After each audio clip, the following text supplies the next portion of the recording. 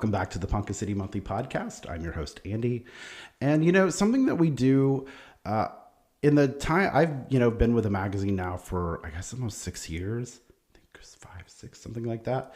And it seems like every year around this time of year, we tend to do an article about Kaw Lake and about the different fun things that are going on out there. There's so many activities, so many parks and recreation areas that you can take advantage of right in our backyard. And so I thought it might be fun to bring somebody with some expert knowledge on that information. And so we brought in Tori. Tori, how are you doing today? I'm great, Andy. Thank you. Yeah, and you are a park ranger for Kaw Lake, right? Yeah, Army Corps of Engineers, Tulsa District at Kaw Lake. So, how long have you been a park ranger? I started as a seasonal in 2022, and I returned as a seasonal again in 2023, and then I got hired on full-time in 2024. So what do you mean by seasonal? So like you were just a summer person? Yes, actually I got hired on full-time in 2023. But yes, seasonal as a summer park ranger. Cool. And that's like 120 days that you work. Were you always like an outdoorsy person?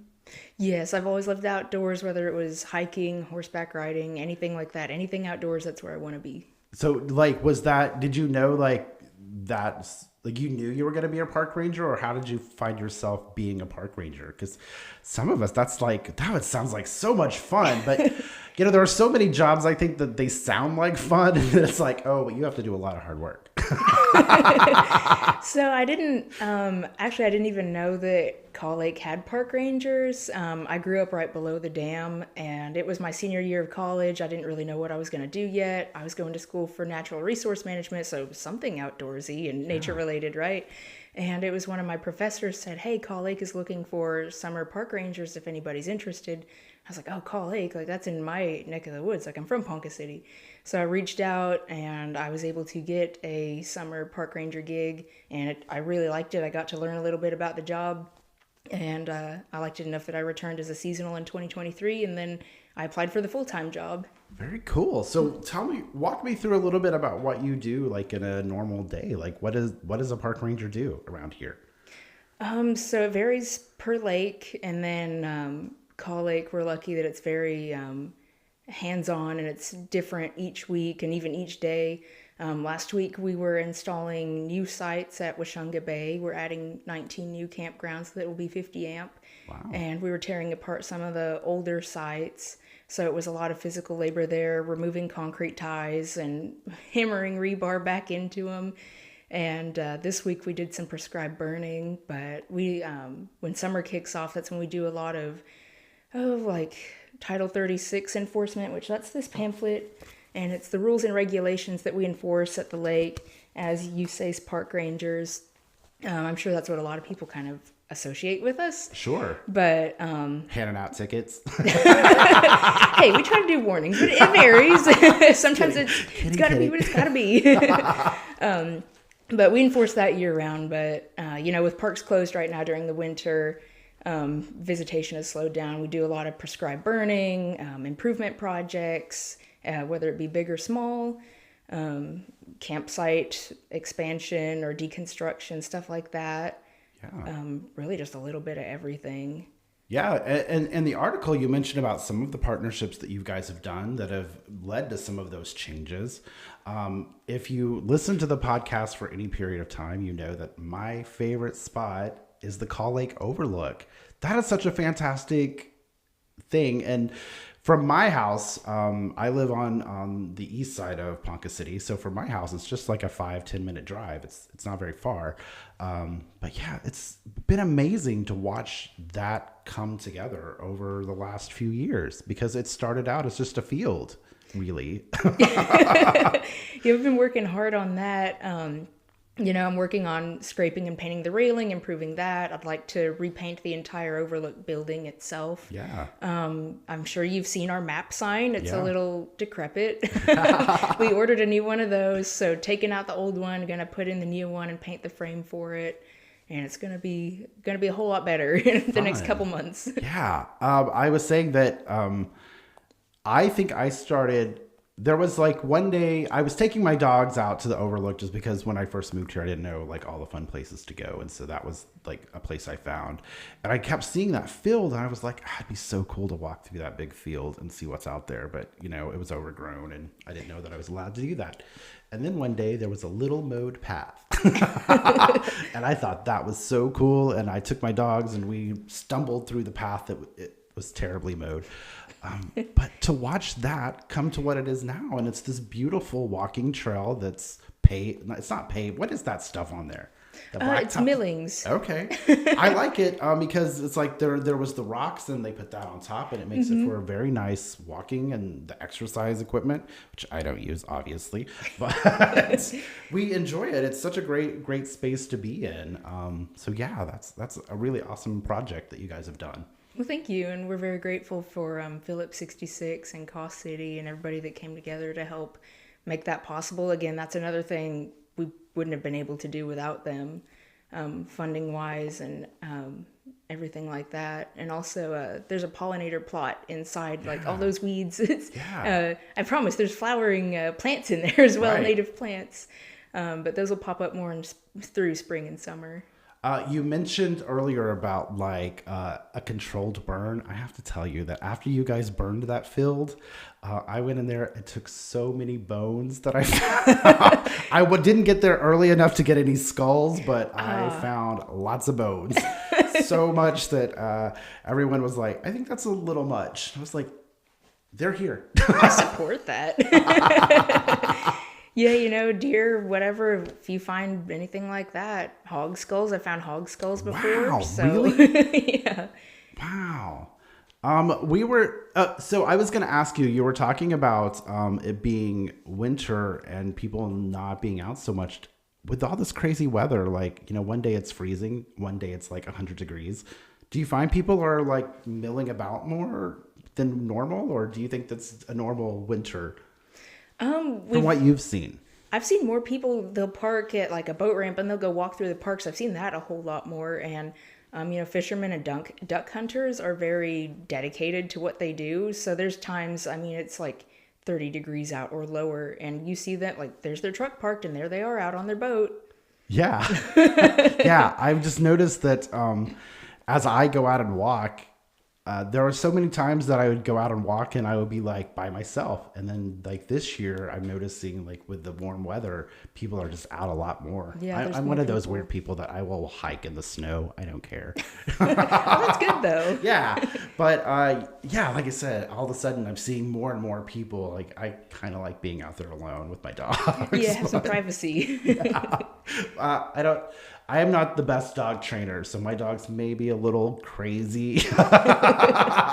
So it's fun not to meet people on the trails. I get that. Speaking of trails, I'm sure that you know some of the best places to. What are some of your favorite places to go and walk on your daily tasks or stuff like that? Well, we talked about the Overlook Fitness Trail. That's a good place. It's short, level ground, fitness equipment if anybody's interested in that. We also have weird. I'm just kidding. We also have Eagle View Trail at Osage Cove. Yeah. It's about 2.5 miles. You can go a little further if you want, but you can bike, ride your horse, go on foot. It's pretty beginner friendly. Yeah. And then we have the Sarge Creek Equine Trail, which is in our Sarge Creek campground. And that is more, I mean, it's an equine trail, so that's self-explanatory there. You can hike it on foot. I did a little bit of that yesterday, and it's okay. If hiking is your thing, then go for it. You'll love it. And again, we were talking before we started recording that I pretty much know, like, I guess the south side of Kaw Lake. I don't really know the north. So is that Sarge Creek? Is that on the north side of it? Yeah, it's more north. It's in Kaw City. Oh, okay. Cool. So, as I've driven through Kaw City, I always see a little, like, looks like a little path. Where exactly is that by? Like, is there like a campground here, then the path over here? Where at? In Kaw City. How did we get to that Sarge Creek? Oh, to Sarge, you're gonna go on Highway 11. Just go through Kaw City, and then you're gonna cross the bridge, and then we have our off-road vehicle area. Okay. See, I haven't been out there. I need to get out there for that. You should. It's I know. really cool. I know. And right across the street from that, right across from the highway, is our Osage Cove campground, and it'll have a sign like the rest of our campgrounds do. And it's a cool campground. Go check it out. Okay. If you have a 4-wheeler or ATV, go check out the ORV area. Cool. Yeah. Like I said, I haven't been up to explore that part yet. But it's mostly, I enjoy the walking. The Osage Trail is really fun. So it kind of starts sort of at the opening of that park, and then you kind of can go all the way back. Yeah. I have discovered hiking that trail that if it rains a lot, it is not a fun trail to be on. No. Because it's a beautiful trail, but there comes a point when you're in the lake, basically. And if it rains and you're terrified of snakes, like I am, you kind of have a cry moment. Yeah, it's we got snakes out there. No, you don't. But just watch where you're going. Wear your hiking boots. Yeah. What I like about Osage, the trail, is all the little signs you have out there that sort of tell you about the different animals. I don't remember seeing one for a snake. No, unfortunately not, but I can fix that. I can get you educated. I like seeing all about the beautiful squirrels and the happy things. Yeah, those fun things that make me thrilled to be outside. Well, that's another thing that we get to do as park rangers is do interpretive events, and that can include like water safety, but also like wildlife interpretive events. And I do have a pet hognose snake, and those are native to the area. And I've got skins for rattlesnakes and copperheads, so I like to talk with kids and even adults about like, here's the snakes that you shouldn't mess with, and here's my hognose. Of course you can pick them up and play with them. Yeah. Gently. And put them back. What about your job do you like the most? I mean, what is your favorite part of it? I'd have to say the diversity of it, because like I said, you're never really doing the same thing every day, or at least every week. It's going to be different in one way or another. But like I said, we were rebuilding sites last week, and then this week we're prescribed burning, and it's just been, I don't know, we do a little bit of everything, and I love it. I love the maintenance side as well. Our number one mission is flood risk management. So that's, inspecting the structure and making sure everything's good there and making gate changes. I enjoy that kind of stuff as well. At the dam? You're making, wow.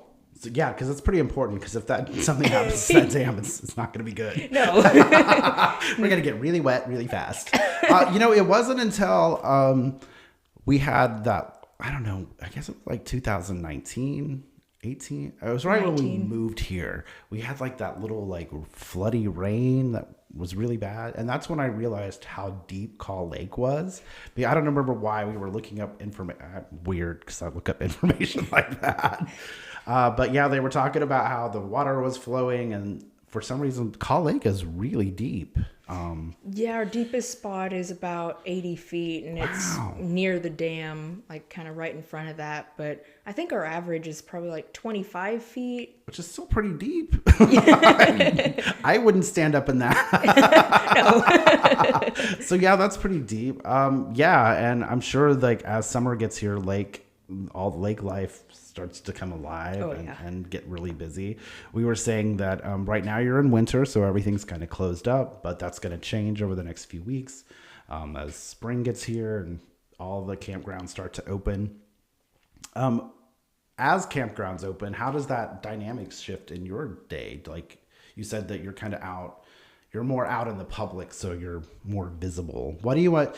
If I'm at a campground and I need help, are you the person I come up to? Yes, absolutely. Okay, yeah. So people can just come up and talk to you and yeah, we want that. If you we were talking about that because I saw you one day and I was like, I'm not going to bother her. She looks very busy. No, come say hi next time. Very cool. But yeah, if anybody has questions, they need help with something, just flag us down and we're happy to help or talk with you. Heck, sometimes even we'll stop and we'll initiate the conversation. It's not anything bad, but like if I see you caught a nice fish or I think your dog's super cute, I'm going to talk to you about that. Yeah. And that's cool because like I said, that's how you can sort of educate people about, like I said, things they maybe don't know about the lake that they can take advantage of, like hiking trails and fun things like that. Where do they get that? You showed that card that had all the rules.